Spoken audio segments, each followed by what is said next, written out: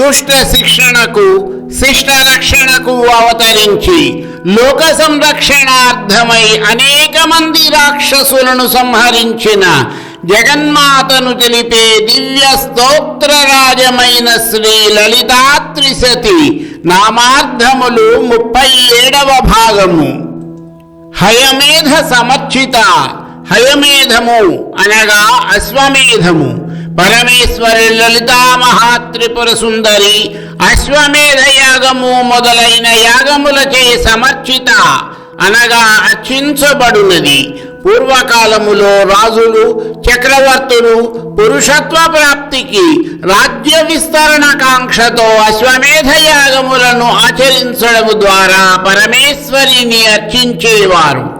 మన ఇతిహాసములను పురాణములను పరిశీలించినట్లయితే కర్దమ ప్రజాపతి కుమారుడైన ఇనుడు అశ్వమేధ యాగమును నిర్వహించి పురుషత్వాన్ని తిరిగి పొందినట్లుగా శ్రీరాముడు రావణ సంహారం తరువాత అయోధ్యకు వెళ్ళి పట్టాభిషిక్తుడై అశ్వమేధ యాగాన్ని నిర్వహించినట్లుగా తెలుస్తున్నది. అశ్వమేధ యాగం వేదకాలం నుండి వస్తున్న రాజ సంప్రదాయాలలో అతి ముఖ్యమైనది.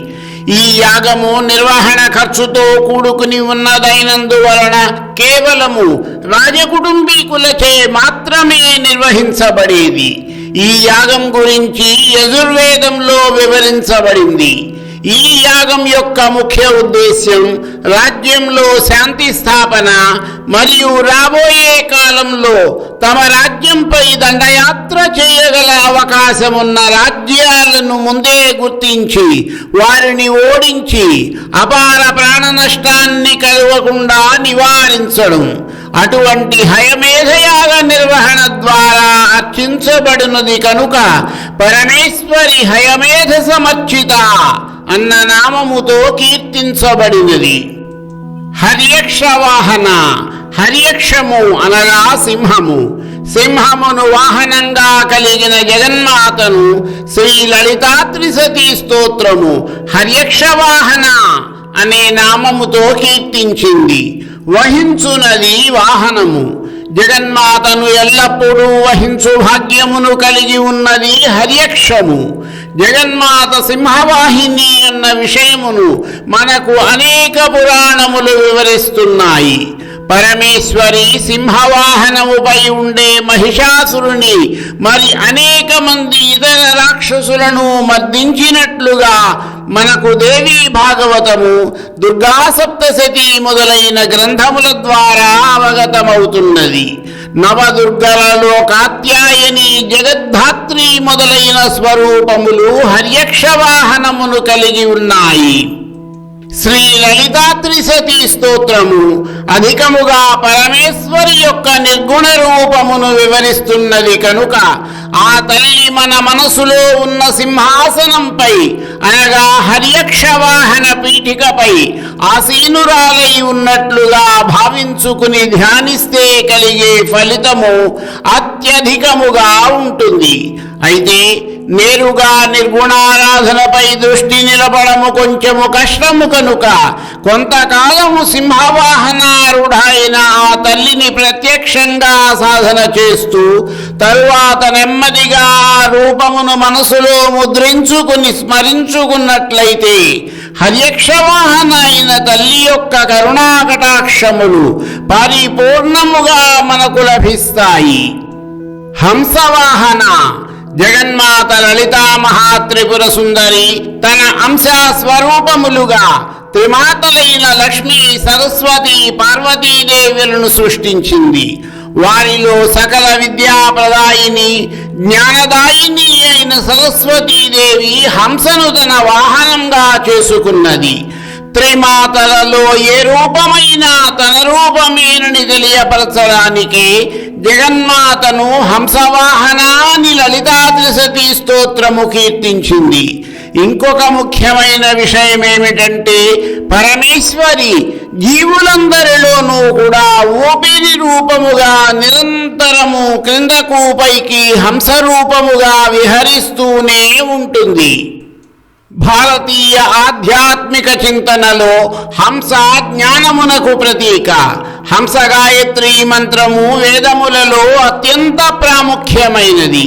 చదువుల తల్లి సరస్వతీదేవికి హంస వాహనంగా రారుతున్నది. విశేషమేమిటంటే నీళ్లలో సంచరిస్తున్నప్పటికీ కూడా హంస రెక్కలు తడవవు.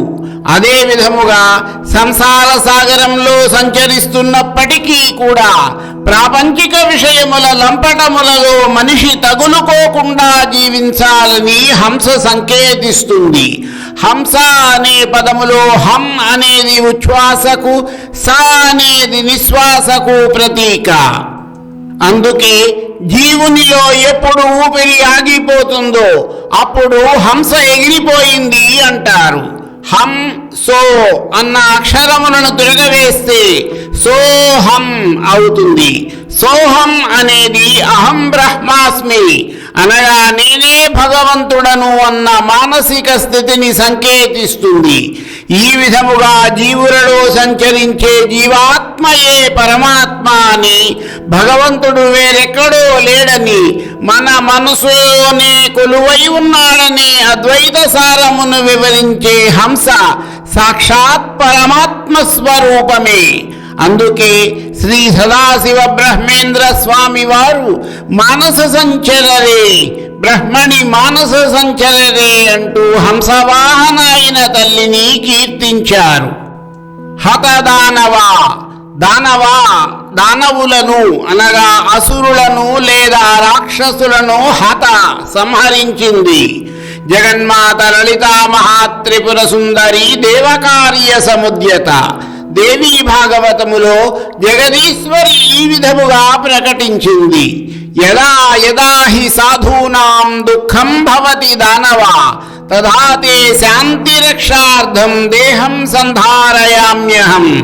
ఎప్పుడెప్పుడు సాధు పురుషులకు దుర్జనుల వలన బాధ కలుగుతుందో అప్పుడప్పుడు నేను శరీరధారణ చేసి రాక్షసులను సంహరిస్తాను.